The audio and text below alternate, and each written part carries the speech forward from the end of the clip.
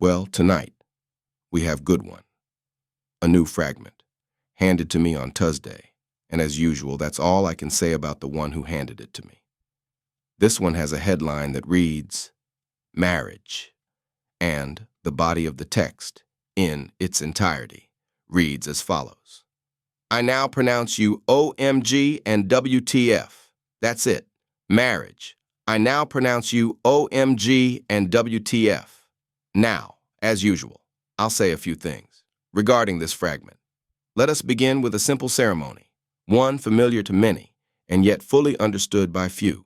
It takes place in churches and courtrooms, gardens and beaches, and sometimes only in the mind. A voice speaks, two people stand, an audience watches, or doesn't, and then the words, whether solemn or comic, come through a mouthpiece of authority. I now pronounce you. This declaration is not merely theatrical. It is a pivot of reality. The world before it is different from the world after it. And in this fragment, that strange moment of ordination, of fusion, is not followed by the usual names of lovers or partners, but by two acronyms of our time, OMG and WTF. The one, an exclamation of awe, the other a cry of confusion. Together, they are a couple, a match, a marriage. Let us consider what such a marriage means. 1. The sacred and the ridiculous, OMG. Oh my God. The phrase carries the faint echo of prayer. It is a cry upward, an expression of wonder, alarm, astonishment, devotion, even worship. And yet, in common usage, it is so diluted, so tossed about that it often escapes the gravity of meaning. OMG, this dress. OMG, the traffic. OMG, I'm dying. Still, it contains a spark of the sacred. It points to the unreachable, the unexpected, the divine. And what of WTF? Well, this is a phrase of rupture with understanding, with decorum, with reason. WTF is the sound made when order collapses. It is the verbal equivalent of the blank stare, the dropped plate, the raised eyebrow that finds no explanation. So then, what is this marriage? 2. The union of awe and absurdity.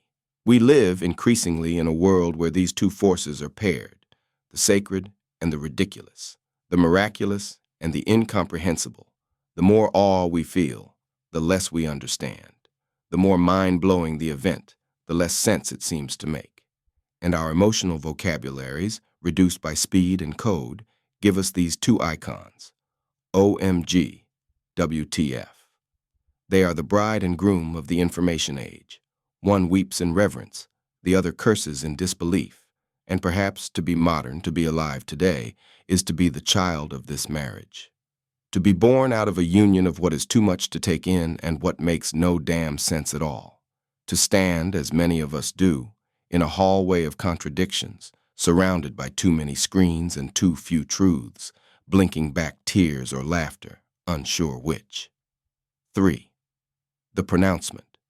To say I now pronounce you is to acknowledge that something has become real, that words have shaped reality, that a transformation has occurred. This is the magical power of language, to join what was once separate, to confer status, to name what was unnameable.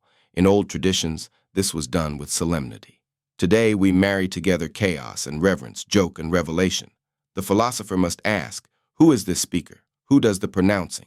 It might be God. It might be society. It might be you, dear reader, who reads the headline and repeats it aloud in your head, sealing the bond. Or perhaps it is language itself that has officiated the union. For this is a wedding not just of ideas, but of tongues, slang, and symbol, the holy and the profane. A ritual held not in the cathedral, but in the comments section, not on parchment, but on a meme. 4. What comes after? After the pronouncement, the world shifts. Marriage, in its deepest sense, is a binding. Two become one. But what happens when that one is composed of chaos and devotion, reverence and rebellion? We get the modern soul. We get a being who, in the face of tragedy, still finds time to laugh. We get the bride who walks down the aisle with tears in her eyes, not sure if they are for joy or for what she is leaving behind. We get the groom who stares at the altar thinking, WTF am I doing? Even as he whispers, OMG, she's beautiful. This is not sarcasm. This is not cynicism. This is the human condition distilled in two shorthand prayers, one vertical, one horizontal, one seeking light, one acknowledging absurdity. 5. Lessons from the vows. Let us make vows, then, to these twin forces, to honor the mystery that stuns us silent, to keep dancing even when we don't understand the music, to name what is real even if the name is incomplete, to live in that delicate place where awe and confusion kiss. This is the marriage. We do not marry only what is perfect. We do not marry only what we understand. We marry what moves us. We marry what challenges us. We marry what terrifies us and what thrills us. And if we must live in a world where love and bewilderment are forever intertwined, then let us carry these partners with care. Let us welcome OMG into our sacred space. Let us hear WTF as a call to look deeper. Let us speak the words, not to mock, but to mark. I now pronounce you OMG and WTF. And may their union, like all true unions, give rise to something unexpected, holy, and strange. Let us now go in peace, or at least in wonder.